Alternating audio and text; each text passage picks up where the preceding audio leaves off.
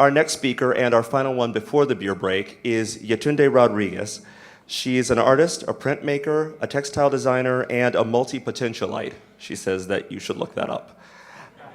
She has lived many lifetimes, and she should really write a book about it one day. She lives in Dayton with her very understanding and supportive husband and her 3 fabulous children. She's going to talk to you about the way home through textile design. Give her a big hand. You got it. Hi. So what I do, like you said, I'm a printmaker and textile designer. I mostly carve into anything that'll take paint well, wood, rubber, styrofoam even. So yeah, that's some of my tools there. I do screen printing. The one on the left is one of the projects I did at school. So here are some of my tools. On the right, you will see my screens, along with some of my other tools. On the left are my pillows that I printed last year. So yeah, I just pretty much love shapes and colors and happy, bright, everything. So when I first got into textile design, I was inspired by Adinkra symbols, which you will see up here. It's kind of a pictograph system of writing. It belongs to the Ashanti people of Ghana. And so I was really interested in translating these forms back into a more contemporary, modern, unique theme. So here are some of my earlier work that I did with the Adinkra symbols. That sign right there in Ashanti is Futu Funefu, Denkem Funefu, and it's a symbol of unity. It says that these 2 crocodiles share a stomach, and yet they fight over scraps. So you should work together. Here you see a design that I made. That is an Adinkra symbol. I made a design. I printed some sheets for a friend of mine a few years ago. She got married, and I used the Adinkra symbol for love. And you can kind of see over there, I've designed the word love to kind of almost resemble the sign. So that's what I did there. And here are some of my pillows. So like I said, when I first started, I wanted to use Adinkra symbols, but I've moved on from there. And now I just pretty much design with whatever makes me happy. So yeah, I just look for what I like and print with that. So what makes me happy? I like happy accidents. I like simple shapes. I like whimsical shapes. I like mistakes. It shows a personal hand. If you can notice in this chair cover, you can see where I made a mistake in printing. I like that because it shows that human hands make it.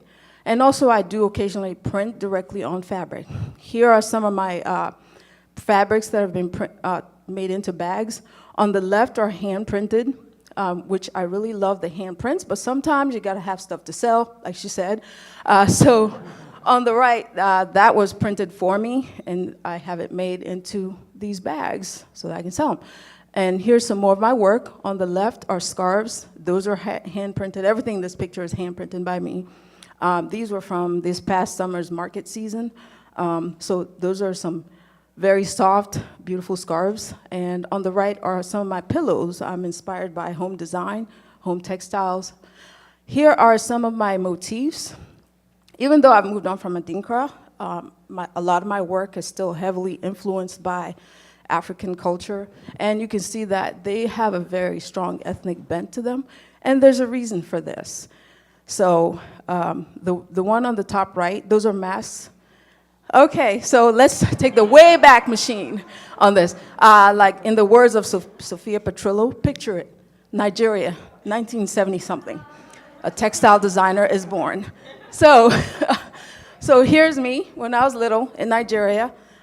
Yes, I'm originally Nigerian, by the way.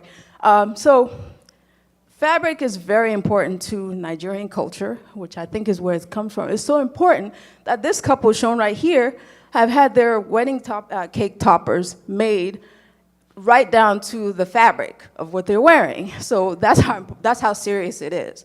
And we have this concept of what's called ashoebi, which is fabric. It translates into uniform. That's what whenever you have an occasion like a wedding or funeral or anything like that, the people select fabric or 3. And everybody that's related to those people makes something out of that. So you can see these are gorgeous, resplendent, colorful bright, just happy. And those things I love. Those things influence my work. So with, like I said, with Ashua B, there's usually 2 to 3 costume changes per event. Yes, it can be very expensive. Also, geles. No Nigerian woman is fully dressed without her gele. That's very important. It's the head wrap. It's very big and elaborate. It's so important that there are some people that get paid and flown out to the UK or wherever to wrap these women's geles. Yes, it's serious business. So, having grown up in a different culture has taught me to make use of what's there. We didn't always have access to everything we needed. Right here are some of my stamps that I carved from insulation foam, of all things. So I like to find out what I can use that's not being used in a certain way already. Right here, I have developed my own textile printing ink using latex house paint and a magical ingredients, which you'll have to ask me about. But so I'm always looking to create something in a different way. So this just shows you that. Here are, on the left are my pillows. Like I said, my work is still influenced by my ancient history. On the right actually is my cousin. She lives in London, that's her husband. So you can see where I get some of my color ideas from. I like to pair colors that you wouldn't necessarily see together. Also influenced by current designers. This guy right here is Nana Boateng. He's a Ghanaian menswear designer, and he does some really amazing color combinations and cuts. And so I take a lot of my cues from those kind of designers, streetwear, just things that you don't see every day. So this brings me to here. I've been invited to do a workshop in Nigeria in March, textile printing. So I'm part of the crew of these fine gentlemen.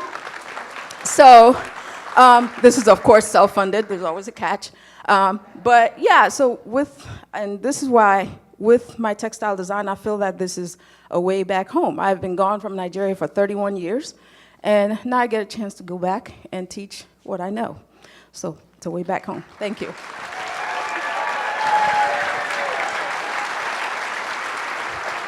And thanks to you, Yetunde. Nice job. More applause. That's very cool.